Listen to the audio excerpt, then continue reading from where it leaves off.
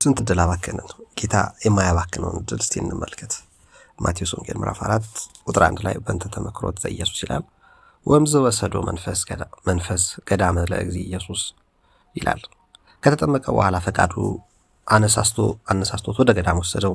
ወሶበ ተሰምዕ ዘይብለከ መንፈስ ወሰዶ ገዳመ ኢተሃሊኬ ከመ ፍጡር ውእቱ አላ መንፈስሰ ስምረቱ ይእቲ እንዲል አንድም መንፈስ ቅዱስ የሚል አብነት ይገኛል። ወሰደው የሚለውን ነው። ሰማዕታትን አነሳስቶ ወደ ደም፣ ጻድቃንን አነሳስቶ ወደ ገዳም እንዲወስድ ወሰደው ማለት አይደለም። ፈቃዳቸው አንድ መሆኑን መናገር ነው እንጂ ተጠምቆ ማልዋል አላደረ፣ ዕለቱን ገዳም ሄዷል። እናንተም ተጠምቃችሁ አትዋሉ፣ አትደሩ፣ ዕድላችሁን አታባክኑ እንዲል ዕለቱን ገዳም ሂዱ ለማለት አብነት ለመሆኑ ወደ ገዳም ሄደ። አዳም ከዚህ ዓለም አፋ በምትሆን በገነት ድል ተነስቶ ነበርና እሱም ከዚህ ዓለም አፋ በምትሆን በገዳም በሶስት አርእስተ ኃጣውእ ድል ለመንሳት ወደ ገዳም ወጣ። አንድም በገዳም ጾር ይቀላል፣ ለወጣንያን አብነት ለመሆን ነው። ወጣ ብሎ መጾም እንዳለበት ማለት ነው። አንድም በገዳም ጾር ይጸናል፣ ለፍጹማን አብነት ለመሆንም ነው። ለወጣንያንም ለፍጹማንም አብነት ለመሆን ጌታችን ኢየሱስ ክርስቶስ ወደ ገዳም ሄደ። ከመ ይትመከርም ዲያብሎስ፣ ከዲያብሎስ ይፈተን ዘንድ ይላል። እፈተናለሁስ ብሎ ሄዶ ቢሆን ዕዳ በሆነበት ነበር። ከሄደ ዘንድ ጾሩን እየቀለመ ይሰብርበታል እንጂ ይህንም ጾር እማርበታለሁ ብሎ አላደረገውም። ንሳ አሃደ ማዕዴ ማፍአ ከመ ትኩን ፍጡነ ወስቡከ እንዲል መከራውንም ሽቶ አላመጣውም።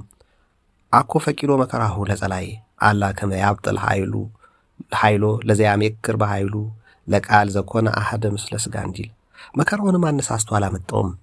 ይሖ ከእግዚእነ እሎንተ ሕማማተ ከመ ይህልፉ ዲቤሁ አላ በሁከቶሙ ማሰኑ እንዲል መዋጋቱን በሰውነቱ ነው። ኢሰራ እግዚእነ ቀትለ በመለኮቱ አላ በሥጋሁ ዘይትዌከፍ ሕማማተ እንዲል ድል መንሳቱም በሰውነቱ ነው እንጂ በአምላክነቱ አይደለም። ወይ ሞኦ በኃይሉ መዋኢት እንዲል በአምላክነቱስ ድል ቢነሳው ባልተደነቀም ነበር። ሶበሰ ሞኦ እግዚእነ በኃይሉ መዋኢት እምኢኮነ መንክረ ወእምኢኮነ ትሩፋት ዘውስቴቱ ዘይስብህት ወዘኢውድስት አኮ መንክር እሞኦ ኃያል ለድኩም እንዲል ወንድም እህቶቼ መከራ ለማምጣት መከራ ውስጥ መግባት አይጠበቅብንም። እኛ ዕድላችንን ሳናባክን በያለንበት ኑሮ ላይ በያለንበት እንቅስቃሴ ላይ ጌታችን ሳይውል ሳያድር ወደ በጎ ስራ እንደሄደ እኛም የሚጠበቅብን ወደ በጎ ስራ መሄድ ነው። ጌታ በሥጋውም በመለኮቱም ሁሉን ነገር ማሸነፍ ይችላል። በመለኮቱ ማሸነፉ አይደንቅም። ነገር ግን በሥጋ እንደኛ ተፈትኖ የሚገጥመንን ነገር የሚያውቅ አምላክ ስለሆነ ያንቺን ድክመት፣ ያንተን ድክመት፣ የኔን፣ የእርሳቸውን፣ የእነሱን፣ የእርስዎን ድክመት ይረዳል፣ ይራራል፣ ያዝናል። እኛ ዝም ብለን መኖር ነው የሚጠበቅብን። ዝም ብሎት እግዚአብሔርን ተስፋ ቢያደርግ መልካም ነው እንዲል ዝም ብሎ ማለት ተኝቶ ማለት አይደለም። እየኖሩ እግር ተሰጥቷል እየሄዱ፣ ዓይን ተሰጥቷል መልካሙን እያዩ፣ ጆሮ ተሰጥቷል መልካሙን እየሰሙ፣ እጅ ተሰጥቷል መልካም ነገር እየሰሩ፣ አእምሮ ልብ አለን ጤነኛውን ሰላማዊውን ነገር እየሰሩ ከክፉ ሽሽ ሰላምን እሻ እንዲል እንቀጥል። ወጾመ 40 መዓልተ ወ40 ሌሊተ 40 መዓልት 40 ሌሊት ጌታችን ጾመ። ሰራዬ ሕግ ነውና ጾምን መጀመሪያ ሕግ አደረገ። አዎ ምንም ነገር ከመስራታችሁ በፊት ጾሙ ሊለን አንድም ስራውን በጾም ጀመረ። ሀተታ ውስጥ እንግባ። ምን ይላል? መብል ለኃጣውእ መሰረት እንደሆነ፣ ለክፋት ምግብ መሰረት እንደሆነ ዝም ብሎ ሆዱን የሚከተል ሰው፣ የሚበላ የሚጠጣ ሰው መጨረሻ ላይ ክፋት ነው ውጤቱ። ለሆዱ ነው አይተገዛው። ሆድ ደግሞ ደስ የሚያሰኝ ለስጋ ምቾት ይፈጥራል። ከዛ በጣም ዘፈን ሙዚቃ ያምራል። ከዛ ሴት ወንድ፣ ከዛ በኋላ እያለ የኃጢአት በደል ኮተቱ ተጎትቶ ይመጣል። ለመብል መገዛት፣ ለሆድ መገዛት በቃ ያስቀራል ቆሻሻ ውስጥ ማለት ነው። ልክ እዳሪ ከመብል በኋላ ሰውነታችን ጨምቆ ለምግብ የሚሆነው ምግብ አስከትቶ ቀሪው በሰገራ በሽንት እንደሚወጣ ልክ እንደዚሁ ነው። መብል ላይ መዘፈቅ መጨረሻው ክፋት ነው። መበጠንም ኑሩ የተባለው ለዛ ነው።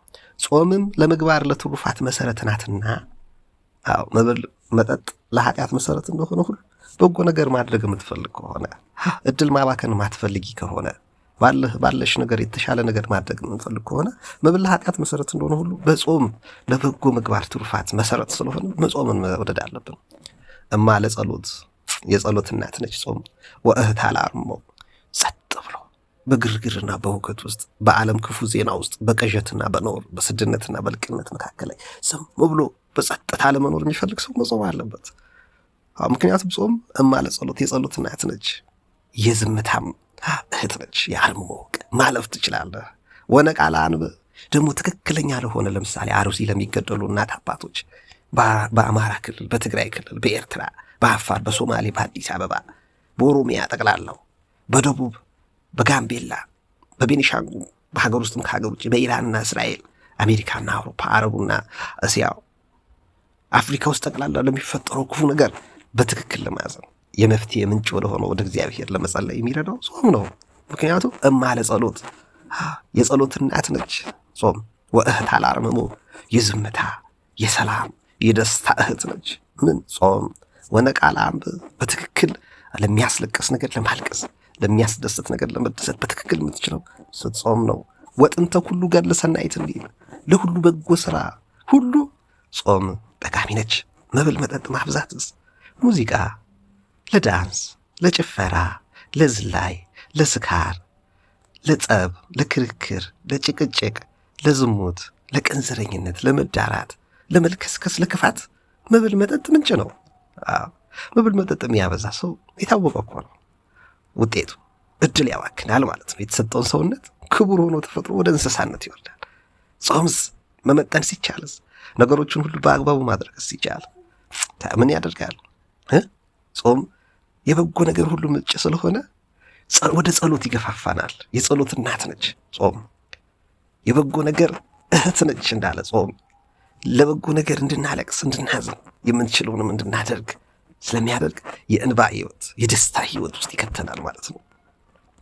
ጌታችን ለዚህ ነው መዓልተ 40 ሌሊት መሆኑ ስለምን ቢሉ ቀድሞ አባቶች ነቢያት 40 ጾመዋል። ከዚያ ቢያተርፍ አተረፈ፣ ቢያጎድል አጎደለ ብለው አይሁድ ደጊቱን ሕግ ወንጌልን ከመቀበል በተከለከሉ ነበር። አይሁድ እንዳይከለከሉ ነቢያትን ምክንያት አድርገው ክርስቶስን እንዳይወቅሱት ክርስቶስ 40 መዓልት 40 ሌሊት ጾመ። ሙሴ በ40 ዘመኑ ዕብራይን ረድቶ ግብፃዊን ገድሎ በሆፃ ቀብሮታል። ሙሴ የወልደ እግዚአብሔር ዕብራዊ የአዳም ግብፃዊ የዲያብሎስ ሆፃ የመስቀል ምሳሌ ነው። አንድም የሶስቱ አርእስተ ኃጣውእ ምሳሌ። ሙሴ 40 ጾሞ ሕገ ኦሪትን ሰርቷል። እሱም 40 ጾሞ ሕገ ወንጌልን የሚሰራ ነውና ሙሴ 40 ጾምን በሚዲያም ኖሮ 40 ዘመን በሚዲያም ኖሮ እስራኤልን ከግብፅ አውጥቷቸዋል። እሱም 40 ጾሞ ነፍሳትን የሚያወጣ ነውና። አንድም የእስራኤል ጉበኞች በ40 ቀን ተመልሰዋል። እሱም የመንግስተ ሰማይ ጉበኛ ነውና። እስራኤል በገዳም በ40 ዘመን ኑረው ምድረ ርስት ገብተዋል። እናንተም 40 ብትጾሙ ገነት መንግስተ ሰማያትን ትገባላችሁ ለማለት ነው። ኤልያስ ጾሞ ገነት ገብቷል። እናንተም ብትጾሙ ኤልያስ 40 ጾሞ እኮ ነው 40 ቀን ጾሞ ገነት ገብቷል። እናንተም 40 ቀን ብትጾሙ ገነት መንግስተ ሰማያት ትገባላችሁ ለማለት ጌታችን ኢየሱስ ክርስቶስ ጾመ። ሕዝቅኤል በጸጋማይ ጎኑ 40 ቀን ተኝቶ 600 ሙታን አስነስቷል። እናንተም 40 ብትጾሙ ትንሣኤ ዘለ ክብር ትነሳላችሁ ለማለት ነው። ዕዝራ 40 ቀን ከምግቡ ተከልክሎ መጽሐፍትን አጽፏል።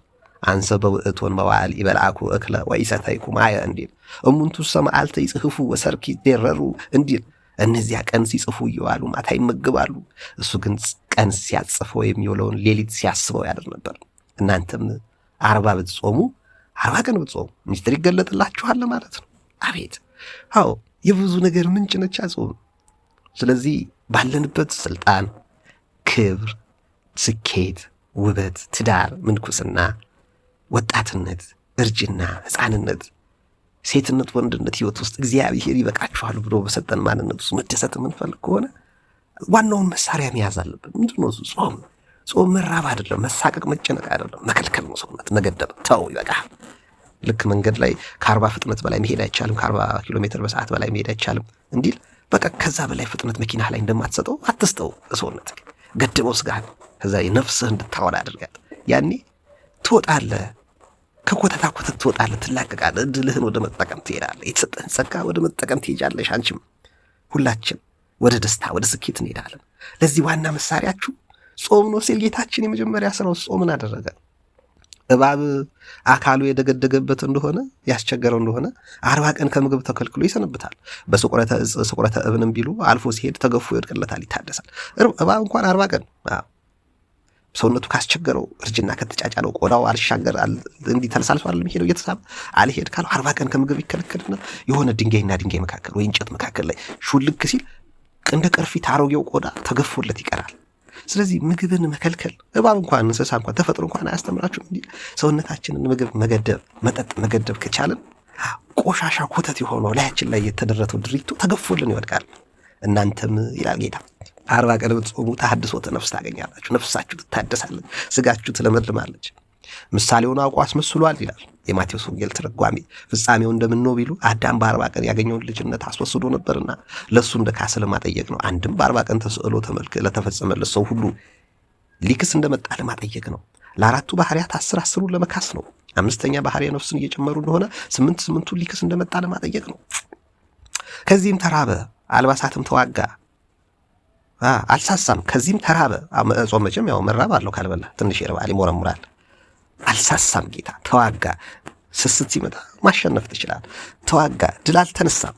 ወሶበ ጾመ እግዚ 40 መዓልተ ወ40 ሌሊተ ከሰተ ከመ ኢሃም መሰጋሁ ለአምርሃብ ወፅም በኃይል ዘይደሉ ለመለኮት እንዲል ከዚህ ስራውን ሰርቶ ስሩ አለ እንጂ ጾሙ አለ። ባልዋጁበት ጣት የዘንዶ ጉድጓድ ይለኩበት እንዲሉ ባልደከመ ጣት ማዘዝ ቀላል ነው። ሰራተኛን ማዘዝ፣ ዘበኛን ማዘዝ፣ ተላላኪን ማዘዝ፣ ጽዳት ሰራተኛን ማዘዝ ቀላል ነው።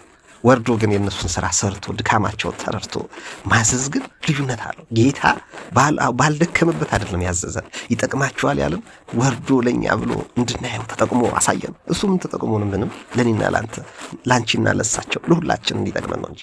ለዛ ነው አባቶቻችን ባልዋጁበት ጣት የዘንዶ ጉድጓድ ይለኩበት እንዲሉ። በማትፈልገው ጣት በማትፈልገው ሰራተኛ ጉልበት የዘንዶ ጉድጓድ ትለካለህ። ለምን ቢበላው ይብለው ብለህ ማለት ነው። እንዲህ አይደረግም። ሳይሰራ እኛን ስሩ አላለንም።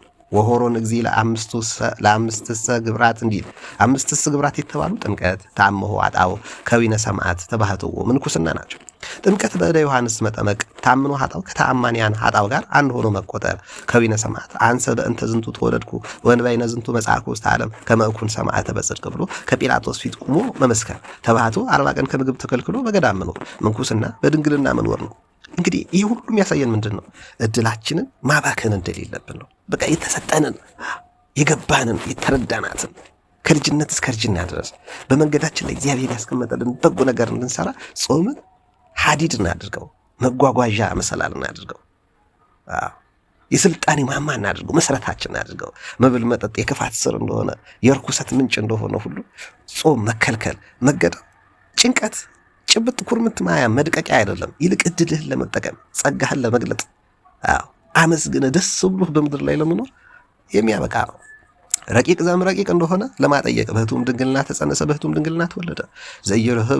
ዘይርህብ እምዘኢይርህብ እንደሆነ ለማጠየቅ 40 መዓልት 40 ሌሊት ጾመ። ዘይትገሰስ እንደሆነ ለማጠየቅ በባህር ላይ ሄደ።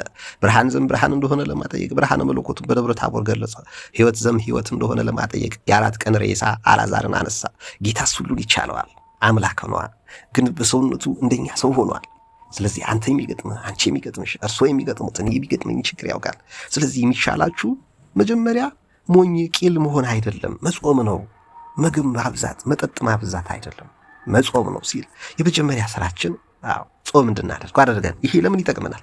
እድል እንዳናባክን። ዛሬ ስለ እድል ነው ልነግራችሁ የፈለኩ። አንተ እድል አለ፣ የራስህ እድል፣ አንቺም የራስሽ አለሽ። እግዚአብሔር ሰው አቡነ ጎርጎርዮስ ምን ያሉ? እግዚአብሔር ባዶ አድርጎ ራቁቱን የፈጠረው ሰው ይኖራል እንጂ ምንም ነገር ሳይሰጠው የተፈጠረ ሰው የለም። ቢያንስ አንድ ነገር አሳክተህ እንድታልፍ ነው በዚህ ምድር የተፈጠርከው። ቢያንስ አንድ ነገር ልትሰራው የምትችለው ነገር እግዚአብሔር ሰጥቶሃል። እግር የለኝም አትበል፣ ጫማ የለኝም ብለህ አትዘን። እግር የሌለው ስንት አለ ይላሉ እኮ አይደል እንዴ? መነጽር የለኝም ብለህ አትሳቅቅ። አይን ማየት ያቃታቸው ስንት ወንድሞች እህቶች አሉ። ጆሮ የለኝም፣ ጆሮ ምንድን ነው? ኤርፎን የለኝም፣ ስልክ የለኝም ብለህ አትሳቅቅ። መስማት የማይችሉ ስንት ወንድም እህቶች አሉ። እውነት ነው እኮ ወንድም እህቶች። ሀብት የለኝም ንብረት የለኝም አትበል። ጤና ያጡ ስንት ሰዎች አሉ። ባለህ በእድል በተሰጠ እግዚአብሔርን ማክበር የምትችለው ምግብ መጠጥ ስታበዛ፣ የዚህን ዓለም ኮተት ስታጠራቅም አይደለም። ኮተቱን እየቀነስክ መንፈሳዊ ነገር እየጨመርክ፣ ከመንፈሳዊ ደግሞ ትልቁን ጾምን ጌታችን አምላካችን መድኃኒታችን ኢየሱስ ክርስቶስ የሥራው ሁሉ መጀመሪያ ለምን አደረገው? እሱ ሊጠቀም ነው እንዴ? ጸድቅ ኃይል ጻድቅ፣ ቀድስ ኃይል ቅዱስ፣ ባረክ ኃይል ቡሩክ ነው። በባህሪው ንጹህ ነው፣ ቅዱስ ነው። በጾም የሚያገኘው ነገር የለም። ለእኔ ለአንተ ምሳሌ ሆነን አድርጎ አሳየን። ከጌታ የተለየ አስተማሪ ከየት እናገኝ? ነቢያት ተጠቅመውበታል፣ ሐዋርያትም ትጠቀሙበታላችሁና እኔ ያደረኩትን ጹሙ፣ አሁን ግን አትጹሙ። ለምን? አሁን እኔ ከእናንተ ጋር ነኝ አላቸው ሐዋርያት። እኔ ዞር የምልበት ጊዜ ይመጣል፣ የእናንተ የሥራ ጊዜ ይመጣል። ያንተ የሥራ ጊዜ፣ ያንተ ህይወት፣ ያንተ ትዳር፣ ያንተ ቤተሰብ፣ ያንቺ ህይወት፣ ያንቺ እድል ሌላ ነው፣ ያንተ እድል፣ የእሳቸው እድል ሌላ ነው፣ የእርሶ እድል ሌላ ነው፣ የኔ እድል ሌላ ነው። እድላችሁን የምትጠቀሙበት ጊዜ ይመጣል። ሙሽራው ሚዜ ከሙሽራው ጋር ሳለ አያዝንም፣ ደስታ ነው እንጂ ያለው። ሙሽራው ዞር ሲል ጌታችን መድኃኒታችን ኢየሱስ ክርስቶስ ዞር ሲል እድላችንን መጠቀም ስንጀምር ግን ሐዘን ውስጥ እንዳንገባ ከተፈለገ፣ ጌታችን ወደኛ እንዲቀርብ ከተፈለገ ጾምን ገንዘብ ማድረግ አለብን። እግዚአብሔር ከሆዳሞች ጋር ስራ የለውማ። ሆዳሞቹማ በኖህ ዘመን የነበሩ ጠፉ። በንፍር ውሃ። በሶዶም ዘመን የነበሩት ተቀቀሉ፣ በእሳት ጠፉ፣ ተጠረጉ። በባቢሎን ሜዳ ላይ የነበሩት ቋንቋቸው ተደበላለቀ። ሆድ ማብዛት ይሄ ነው ክፋቱ። እድሜ ያሳጥራል፣ ጉልበት ያደክማል። ጉልበት የሚሰጥ እየመሰለን እኮ ነው እኛ ምግብ የምናበዛው፣ መጠጥ የምናበዛው። አቅም የሚሰጥ እየመሰለን ምላስ ያስራል፣ ቱቦ ይከታል፣ ስንት ነገር ውስጥ ይጠላል፣ ዕዳ ውስጥ ይከታል፣ ከሰው ያጋጫል፣ ያባላል። እና ወንድም እህቶች እድላችንን መጠቀም እንድንችል ጌታችን መድኃኒታችን ኢየሱስ ክርስቶስ ይህን አደረገ የሚለውን የማቴዎስ ወንጌል እየጠቀስኩ ነው። ከዚህ በኋላ ተራበ። ረሃቡም የፈቃድ ረሃብ ነው እንጂ እንደኛ ረሃብ አይደለም። እኛ ብንበላው ቁንጣን ብንተወው ስልት ቀጠና ይሆንብናል። እኛ ብንበላ ቁንጣን ነው የሚሆንብን ብናበዛ። ረሃበ ጊዜ ነሰ ጌታ ግን የተራበው አኮ ከመረሃበ ዘያን እንደኛ አይደለም። አላ ገጸ ረሃቡ ፍሉጥ እምኔነ እንደኛ ያልሆነ ለነሰ በግብር ይመዋአነ ለነሰ በግብር ይመዋአነ ወሎቱሰ በፈቃዱ እንዲል እሱ በፈቃዱ ነው፣ ለእኛ ግን በተግባር አስተማረን። አንድ ጊዜ ረሃብ አንድ ጊዜ ይርህበ ይላል። እንደምን ነው ቢሉ ከሁለት አካል አንድ አካል ከሁለት ባህሪ አንድ ባህሪ እንደሆነ ለማጠየቅ ነው። በእንተ ምንት ርህበ እግዚእነ ዘንበለ ዳአሞ ከመያጠይቅ ከመውቱ እምክል ህላውያት እንዲል መራቡም ለአጽድቆተ ትስብእት ለካሳ ነው። ወቀርበ ዘያሜክሮ የሚፈታተነው ዲያብሎስ መጣ። ስለዚህ እንዳላረዝምባችሁ ጌታም ድል ነሳው። በስስት ቢመጣበት ስስትም እንዲያውም እንድችል ልበላችሁና አልጨርስ። እንዲያውም አይቀርበውም ርህብኩ የሚል ድምፅ አሰሙ። አባቶቻችን የጻፏት አጭር ስለሆነች አሳጠርባችሁ። እንዲያውም አይቀርበውም ርህብኩ የሚል ድምፅ አሰምቶት ፍሬ እጽ ሲሻ አይቶት መልኩን አጸውልጎት አይቶት እሱም እንዲያው አይቀርብም በአምሳለ ሰዓሊ በአምሳለ ሐራሲ በቀዳዳ ሽልቻው ትኩስ ዳቦ ያዘ መስሎ ሁለት ድንጋይ ይዞ ይቀርባል። አንዱን ለአንተ አንዱን ለኔ አድርገህ እንብላ ይለዋለሁ። ድንጋዩንማ ዳቦ ከማድረግ የያዝኸውን አንበላም ያለኝ እንደሆነ አዳምን አባቱን በመብል ምክንያት ድል እንደነሳሁት እሱንም በመብል ምክንያት ድል እነሳዋለሁ ብሎ ወይ ቤሎ እመሰወልደ እግዚአብሔር አንተ በልከመ አላ አእባን ህብስተ ይኩና በዮርዳኖስ ዝንቱ ወልደ ብሎ ሊሰመሰክርለት ሰምቶ ነበርና የእግዚአብሔር ልጅ ከሆንክ እነዚህን ድንጋዮች ህብስት ይሁኑ ብለህ እዘዝ። አንዱን ይበላሉ፣ አንዱን አንተ ትበላለህ አለው። ቢያደርገው የሰይጣን ታዛዚ እንዲሆን ብዬ እዳልበታለሁ አለ። ባያደርገው ደግሞ ደካማ ነው አይችልም እላለሁ ብሎ ቢያደርገውስ ሌላ ጾር እሻለታለሁ። ቢያደርገው ደግሞ ሌላ መከራ አመጣበታለሁ። ባያደርገው ድካሙን አይቼ ቀርባለሁ ብሎ ደንጋዩን ህብስት አድርግ ማለቱ ምን ልማድ ይዞ ነው ቢሉ በዮሴፍ ልማድ። ዮሴፍ አባቱን የሱን ስንቅ ለብቻ ሲዞ ለወንድሞች ስንቃቸውን ሰጠ። ወንድሞችን ጠይቀህና ብሎ ላከው። ያሉበትን አጥቶ ሲፈልግ የሱ ስንቅ አለቀበት። ከዚያ እንዳይበላ አባቱ ያለዘዘው ነው። ረሃብ ጸንቶበት ሳለ መልአክ አባትን ፈጣሪ ደንጋዩን ዳቦ አድርግልኝ አትለውም አለው። ወደ እግዚአብሔር ቢያመለክት ደንጋዩ ዳቦ ሆኖለት ተመግቧልና እንዲህ አለ። ይህ እንግዲህ ከኦሪት ጠቀሰ ማለት ነው። ዋውሳ ጊዜ ኢየሱስ ጌታ ግን እንዲህ ብሎ መለሰ። ወይ ቤሎ ጽሁፍ ከመአኮ በህብስት ከመዘያሃዩ ሰው የሚድነው በህብስት ብቻ በመብል ብቻ አይደለም እንዲል እኮ ተጽፏል ዘዳግም 8:3 ላይ ብሎ ጌታ ጠቀሰለት። አላ በኩሉ ቃል ዘይወጽም አፉ ለእግዚአብሔር እግዚአብሔር ዳን ያለው ይድናል፣ ሙት ያለው ይሞታል እንጂ በመብል ብቻ ሰው አይድንም ብሎ ሰይጣንን ረታው። አንድም ሰው የሚድን ገበሬ በጻረበት በህብስት ብቻ እንዳይደለ ተጽፏል። እግዚአብሔር ምግብ ይሁን ያለው ምግብ ይሆናል እንጂ እስራኤል 40 ዘመን በትርህ አልወደቀ ጫማ አልወለቀ ልብስ አላለቀ እንዲሉ ከውቅያኖስ በደመና አይበት ተቋጥሮ በነፋስ ወደ ጋዝ ተጭኖ መጠኑ ድንብላል አህሎ መልኩ በረድ መስሎ ወእንዘ ያሐድግ ሀቦ ይላል። የውርጭ ገበታ ሲነጽፍ እየዘመነላቸው 40 ዘመን ተመግበዋልና አንድም ሰው የሚድን ገበሬ በጻረበት በጋረበት በእንጀራ ብቻ እንዳይደለ ተጽፏል። ባቂ በህግም በትምህርትም ነው እንጂ ሀተታ የሰው ባህሪው በባህሪ እንስሳ ባህሪ መልአክ የሰው ባህሪ እንስሳ ባህሪ መልአካዊ ነው። ባህሪ እንስሳዊ ምግብ ሲያጣ ይጎዳል። ሰው ሁለት አይነት ባህሪ አለ። ባህሪው እንስሳና ባህሪ መልአክ። ነፍስ አለን፣ ስጋ አለ። ስጋችን ከባህሪ እንስሳ ጋር ያመሳስለናል፣ ነፍሳችን ከባህሪ መልአክ ጋር ያመሳስለናል። ስለዚህ ምግብ ሲያጣ እንስሳዊ ባህሪያችን ይጎዳል። አእምሮ ከመባአማን ሲያይ ቃል እግዚአብሔር ሲሲተ ልብ ቃላት ይሁን ለእግዚአብሔር አምጻ ረሃብ እክል ወጽም አማይ ለብሔር ረሃብ ሰሚያ ቃል እግዚአብሔር እንዲል የእግዚአብሔርን ቃል መራብ የነፍስ መልአካዊ ባህሪያችንን ይጎዳታል። ምግብ ስናጣ ሰውነታ ስጋችን እንደሚራበው ማለት ነው። አንድም ወልደ እግዚአብሔር ከሆንክ አንተ እግዚአብሔር ከሆንክ አለው ሰይጣን እንዲህን ድንጋይ ፈዞ ያለ ሰውነትህ ህብስተ ሕይወት ህብስተ መድኃኒት ይሁን ብለህ እዘዝ ሲያሰኘው ነው። ጌታም ሰው የሚድን በሩቅ ብእሲ ስጋ እንዳይደለ ተጽፏል። በስጋ አትድንም አካላዊ ቃል በተዋህዶ ስጋ ነው እንጂ አለው። ስለ ጾምክ ስለ ደከምክም አይደለም የምትድነው። ወንዝ ነሳ በወሰዶ ውስጥ ቅድስት ሀገር። ከዚህ በኋላ ሌላኛው ይቀጥላል። ከዚህ በኋላ ይረዝምባቸዋል። ወንድም እህቶች እድሎቻችን ለመጠቀም ከምንችልባቸው ነገሮች መካከል አንዱ ጾም ነው ለማለት ነው። በሰማናቸው ቃሎች እግዚአብሔር አምላክ ይባርከን፣ ለፍሬ ያድርግልን። በጣም በዚህ ዘመን በጣም ብዙ ጭንቀት፣ ግርግር፣ ሁከት፣ ሐዘን፣ ትካዜ አለ የምንል ከሆነ ይሄ በማቴዎስ ወንጌል ምዕራፍ 4 ከቁጥር 1 ጀምሮ ጌታችን ከተጠመቀ በኋላ የመጀመሪያ ያደረገው ተአምር ተነገረን። እሱም መጾም ነው። መጾም ለምን ይጠቅማል? ከግርግር ለመውጣት፣ ከሐዘን ለመውጣት፣ ከችግር ለመውጣት፣ ከክፋት ከርኩሰት ለመጠበቅ ባገኘነው እድላችን በተሰጠን በረከት አመስግነን ለመኖር ነው። ምክንያቱም ጾም የጸሎት እናት ነች። ወደ ጸሎት ትገፋፋለች። ምግብ ማብዛት እንኳን ጸሎት ያለበት ቦታ አትሄድም። እንኳን ልትጸልይ የሚጸልዩ ሰዎችን መስማት አትፈልግም። ቲክቶክ፣ ዩቲዩብ፣ ፌስቡክ፣ ቴሌቪዥን፣ ራዲዮ፣ ጋዜጣ፣ ስብከት፣ ኮተቶች ላይ ልትጠመድ ትችላለህ። ምግብ ከበላህ አያምርህም። እነዚህ አይነት ነገሮች ካበዛህ ከጠገብክ እንዴ ጥጋቡ እኮ ልዝናና ወክ ላርግ ሽርሽር ላርግ ነው። ከዛ ዳንስ፣ ጭፈራ፣ ሴት ወንድ መልከስከዝ፣ መዳራት፣ ዝሙት፣ ስካር ነው የሚያምረን። ምግብ ያ ነው የሚያመጣው። ፈታ እንበል ሪላክስ እናል አይደለም ምንድነው? ከዛ የሱ ውጤት ምን ይሆናል? ጉዳት፣ መጨረሻው ሀዘን ይሆናል። ጾምስ ይሆናል ቆጠብ ትላለህ። የመላእካዊ ባህሪን ገለጥ ታደርገዋል። ይበቃኛል፣ በቃ ይበቃኛል ትላለህ። ያኔ ወደ ምን ይመራል? ወደ ጸሎት፣ ወደ ማመስገን።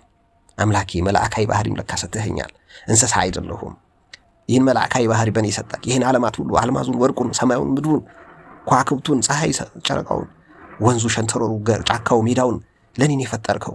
ሀገሮች፣ ዓለሞች የሚደባደቡት ታላላቅ ኃያላን ሀገሮች ናቸው የሚሉት በኒኩለር በሚሳኤል እርስ በርስ የሚደባደቡት መብል አብዝተው ሆዳም ሆኖ ነው። ሌላ ነገር የለውም። ያለኝ ይበቃኛል ማለት አቅቷቸው ተስገብግበው ነው። ሁሉንም ለመቆጣጠር ጌታ ለመሆን ፈልገው ነው። ለእኔስ ጌታዬ አንተ ነህ ብለህ ለማመስገን ትችል። ጾም በር ይከፍትልሃል። ከበላህ ከጠጣህ ግን ትደባደባለህ፣ ትገዳደላለህ። በቃ ከመጀመሪያው ሰው ቃየል ወንድሙን አቤል በድንጋይ ገደለ። ዛሬ ደግሞ በሚሳኤል ኢራን እስራኤልን፣ ኢራን ዱባይን፣ ኢራን ሶሪያን፣ ኢራን ኳታርን ትመታለች። አሜሪካ ኢራን ትደበደባለች። እስራኤል አሜሪካን ኢራን ትደበደባለች። ኢራን እስራኤል ላይ አሜሪካ ነው። ይሄም የጥጋብ ውጤት ወዴት ያመራል ማለት ነው? ወደ መደባደብ፣ ቃየላይነት ማለት ነው። ይሄ ይቀጥለተ ቃይ በመጨረሻው ዘመን እንደዚህ ነው የሚሆነው። ይሄ ሁሉ ከምን የመጣ ነው? ከጥጋብ ከሆዳምነት የመጣ ከስግብግብነት፣ ራስ ከፍከፍ ከማድረግ ነው የመጣው። ይሄ የኢራንና የእስራኤል ጦርነት ብቻ ይመስል አይደለም። ያንተና የቤተሰቦች ያንቺና የቤተሰቦች ውስጥ ስንት ጦርነት የለም? ኢራንና የእስራኤል ያደረገንን ትዕቢት የለም? እርስ በርስ ባልና ሚስት እንዳይግባቡ ያደረገ፣ ወላጆች ከልጆች እንዳይስማሙ ያደረገ ጥጋብ አይደለም? በየሰፈራችን በየጎረቤቶቻችን በየአካባቢያችን እንድንበላላ ያደረገን፣ እድላችንን እንዳንጠቀም ያደረገን ምንድን ነው? ጥጋብ አይደለም ነው እንጂ ወንድምነቶች፣ እኔ እስከማውቀው ጥጋብ እና እድላችን ላለማከማከን የጸሎት እናት የሆነችው ያለንን እንድናስታውስ የጎደለንን አስበን እግዚአብሔር እንድንጠይቀው ማያስፈልገንን ኮተት እንዳንደረብት ክፉ ነገር ውስጥ እንዳንጨመር ኮተቱን ሰብስበን ወደ ቤታችን እንዳናመጣ እንስሳዊ ጸባያችን አይሎ አውሬ እንዳንሆን ጾም ያስፈልገናል። ጾም ስንጾም መልአካዊ ባህሪያችን ጎላ ይላል። እግዚአብሔርን ማምለክ መጸለይ እንጀምራለን፣ ማመስገን። በዚህ ሁሉ የኢራን ጦርነት ውስጥ፣ በዚህ ሁሉ የአሜሪካ ጦር ውስጥ፣ በዚህ ሁሉ የእስራኤል የምድራችን ቀውስ ውስጥ አቤት እግዚአብሔር በሰላም ሁሉን ትመግባለህ፣ ታኖራለህ። ቀድመህ ነግረህናል። ወንድም በወንድም ላይ፣ ሰው በሰው፣ ብሔር ላይ፣ ሃይማኖት በሃይማኖት ላይ ይነሳል ብለህ ነግረህናል። እስከ መጨረሻውም ጽኑ ብለህናል። ይህ አስቀድሞ እንደሚመጣ ሐሰተኞች ነቢያት፣ ሐሰተኞች ሰባኪያን፣ ሐሰተኞች ወሬኞች፣ ክፎች፣ ምቀኞች፣ ተንኮለኞች፣ ሴረኞች እንደሚመጡ ነግረህናል። ያንን እንድናስታውስ ደግሞ ጽሙ አልከን። ለምን? ስንበላ ስንጠጣ የሚታየን መንፈሳዊ አይደለም፣ እንስሳዊ ባህሪ። ያ እንዳይታየን መንፈሳዊ ነገር እንዲታየን ጾምን የመጀመሪያ ስራ አደረግልን። እሷ ደግሞ ለጸሎት የጸሎት እናት ነችና ወደ ጸሎት መራችን። ወእህታ ለአርምሞ በዚህ ውስጥ ሁሉ ላለመለፍለፍ፣ በፌስቡክ በዩቲዩብ በድላችን ላይ ያገኘነውን ሁሉ ላለመቀዣበር፣ አንተ ስራህን እየሰራህ እንደሆነ በምድሪቷ ላይ ነፋሱን በጊዜው፣ ፀሐዩን በጊዜው፣ ክረምትን በጊዜው፣ በጋን በጊዜው መቅሰፍ ያለብህን እየቀሰፍክ፣ ማሳደግ ማለምለም ያለብህን እያለመለምክ ቤተ ክርስቲያንህን እየመራህ መሆኑን ለማረጋገጥ ወእህታ ለአርምሞ ዝም ብዬ እንድደነቅ አቤቱ ስራህ ድንቅ ነው፣ በዚህ ሁሉ ጦርነት ውስጥ ይህን ሁሉ ህዝብ ትመግባለህ ብዬ እንዳደንቅ ያበቃኛል ብለህ ለማድነቅ እንድትችል ዝምታን እንድትለምድ አርምሞ እንዲኖርህ ጸጥ ብለሽ ሰከነሽ ባገኘሽ ደስ ብሎሽ እንድትኖሪ አምላክሽ እግዚአብሔር በየትኛውም አውሎ ነፋስና ወጀብ ውስጥ መንገድ እንዳለው እንድታውቂ ጾም ማብዛት ይጠቅምሻል። ወነቃላ ማዘን ላለብሽ እንድታዝኝ፣ ማዘን ላለብህ እንድታዝኝ፣ መደሰት በሌለብህ ነገር እንዳትደሰት፣ ሰው ሲያጣ፣ ሰው ሲያለቅስ፣ ሰው ሲቸገር እንዳትጨፍር፣ ይልቅ እንድትረዳ፣ ይልቅ እንድታግዘው፣ ሐዘን እንዲሰማ፣ ህመማቸው ህመምክ እንዲሆን የሚያደርግህ ምንድን ነው? ጌታ የጾመውን ጾም መጾም ነው። ወጥንቱ ሁሉ ገድል ሰናይት የበጎ ነገር ሁሉ ምንጭ ነች ይላል ጾም። እና ዕድላችን ለመጠቀም የምንፈልግ ሰዎች በተቻለው መጠን ሆዳችንን እንገድብለት፣ ምንጠጣው ነገር እንቀንስ፣ በልክ በመጠን እናደርግ ለማለት ነው።